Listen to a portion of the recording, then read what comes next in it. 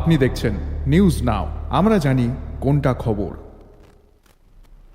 এনজিএনরেগা প্রকল্পের নাম পরিবর্তনের সিদ্ধান্তের বিরুদ্ধে তীব্র আপত্তি জানিয়ে কৈলাসহরে সাংবাদিক সম্মেলন করল কংগ্রেস। গ্রামীণ মানুষের কর্মসংস্থান ও আর্থিক নিরাপত্তা নিশ্চিত করতে কেন্দ্রে কংগ্রেস সরকারের আমলে চালু হওয়া মহাত্মা গান্ধী জাতীয় গ্রামীণ রোজগার নিশ্চয়তা প্রকল্প শুধুমাত্র একটি সরকারি প্রকল্প নয়, এটি গ্রামীণ জনগণের অধিকার। রাজনৈতিক উদ্দেশ্য এই প্রকল্পের নাম পরিবর্তন করে তার মূল ভাবনা ও গুরুত্ব খর্ব করার চেষ্টা চলছে বলে অভিযোগ করা হয় সাংবাদিক সম্মেলনে। উপস্থিত ছিলেন বিধায়ক বিজেত সিনহা।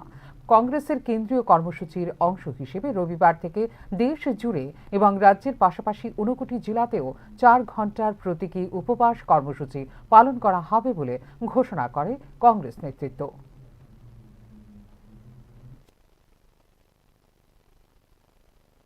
খাদ্য কিনবে, ধনীরা না টাকা পেলে ব্যাংকে যায়, গরিবরা বাজারে। সুতরাং এই টাকাটা স্প্রেড হইতো, যে অর্থনৈতিক ব্যবস্থাটা সাধারণ মানুষের কাছে পোষায়।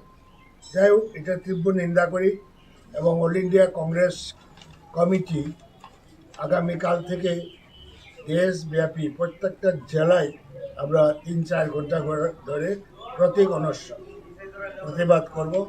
এরপরে ধীরে ধীরে দিল্লি থেকে যেভাবে ইনস্ট্রাকশন আছে সেইভাবে আমরা ডিমান্ড করি, পার্লামেন্টে সংখ্যাগরিষ্ঠতা আছে বলে জনবিরোধী আইন তৈরি করাটা ঠিক নয়। এটা মানুষ মেনে নেবে না। ভবিষ্যতে দেখবেন গ্রামের মানুষ এই সরকারের বিরুদ্ধে এবং নরেন্দ্র